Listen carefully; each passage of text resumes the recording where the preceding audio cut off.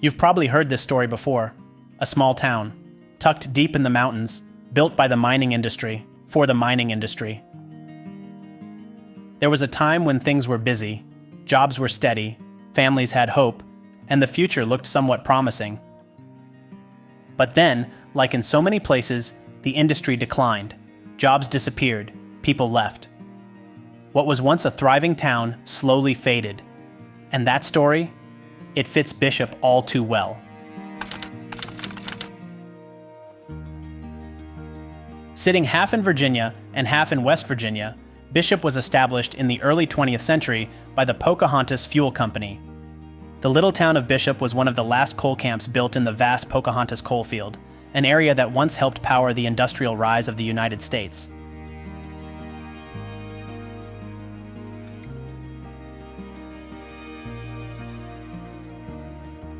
Like so many mining towns in the Appalachia, Bishop was completely shaped by the coal it sat atop. Homes, stores, a church, even the post office, all were built by the company.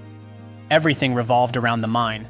When business was good, everything was good, but when things went south, everybody immediately felt the consequences.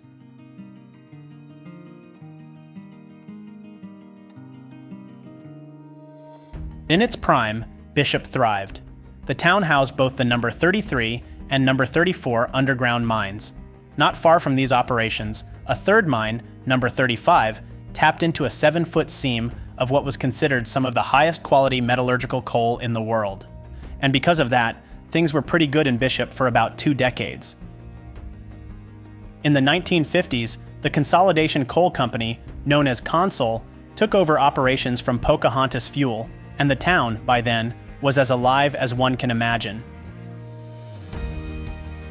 Those who grew up there recall weekends full of music and parties, often spreading to nearby towns such as War, Bluefield, or Richlands. And stories passed down from parents and grandparents all seem to agree. It was a place of joy, despite the constant hard work.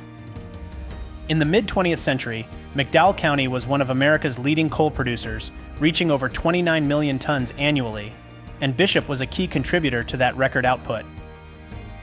But prosperity soon left place to the reality of coal markets, as well as the reality of coal mining, often synonymous of tragedy. On the morning of February 4th, 1957, at 7:50, an explosion rocked the number 34 mine. A buildup of methane gas, likely ignited by a spark from electrical equipment, triggered a violent blast underground. 37 miners were killed, another 22 were trapped for hours, and 166 escaped unharmed. It was devastating. But sadly, it wasn't over. Just 1 year later, on October 27, 1958 at 8:28 a.m., in the exact same section of the mine, another explosion struck. 22 more men lost their lives. In just 20 months, the small town of Bishop lost 59 miners. The back-to-back disasters would mark the beginning of a slow and painful decline.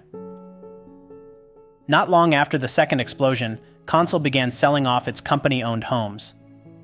By 1961, the Bishop Mining Complex was turned into a joint venture between Consol and Inland Steel Company of East Chicago, Indiana. The new partnership, named Bishop Coal Company, managed mines number 33, 34, 36, and 37, and operated into the 1980s. But by 1984, most of the Pocahontas coalfield had gone quiet, and Bishop's mining complex, once bustling, was silent, rusting into the hills. As the broader American coal industry continued its long decline, towns like Bishop bore the brunt. Family after family left in search of work. The older miners who stayed behind eventually passed on, and what remained were just empty homes, quiet streets, and a town left behind by the same industry that had built it. Although coal saw a significant resurgence between 2000 and 2010, Bishop was no longer in the picture. The infrastructure was gone, the workforce had moved on, and the town, once built around coal, was just the shadow of itself. But some still tried to revive things. In 2001, Bluestone Coal, a company originally founded by James Justice, gave hope to Bishop. They secured permits for new mining operations and tore down what was left of the old prep plant. It wasn't until the 2010s that a new mine and prep facility were finally brought to life, marking a new chapter for coal in the area, though on a much smaller scale than before. Going from underground to surface mining methods, the Bishop mines fired again, generating a few hundred jobs and the promise of a better future. But the cycle repeated. Just a few years after reopening, the Bishop mines were shut down again. Then, in 2018, Bluestone Resources gave it another go, reopening Bishop as part of a larger regional expansion that added 290 direct jobs across southern West Virginia, eastern Kentucky, and western Virginia. Still, that spark was short-lived. By 2021, the Bishop sites had once again fallen silent. Machines were idled one more time, and future looked more uncertain than ever.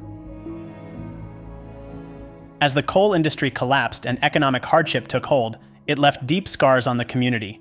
These struggles gave rise to social issues, including a growing drug crisis, and over time, the media stopped referring to Bishop as a town built on black gold. Instead, it became known for its battle with meth, and as a result, some of the foremen's houses, once symbols of pride and leadership, were turned into drug labs, taking decades of memories with them.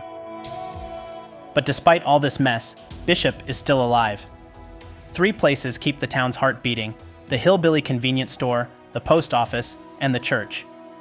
Every Sunday, a small group of residents still gathers at that church, holding on to memories and praying for the return of their community. And some of these prayers may have been answered. As of 2025, the Bishop mines are once again reopened. Of course, the scale may be small, the output may never match the glory days, but each reopening holds the possibility of a new beginning. A chapter where steady jobs replace uncertainty, and where industry offers a glimmer of hope in a region long shaped by hardship. The little town of Bishop isn't just about coal, it's about the chance to restore purpose to a place that once helped a nation to become a world leader in a sector sometimes misunderstood, but often ruthless. Ladies and gentlemen, welcome to Bishop.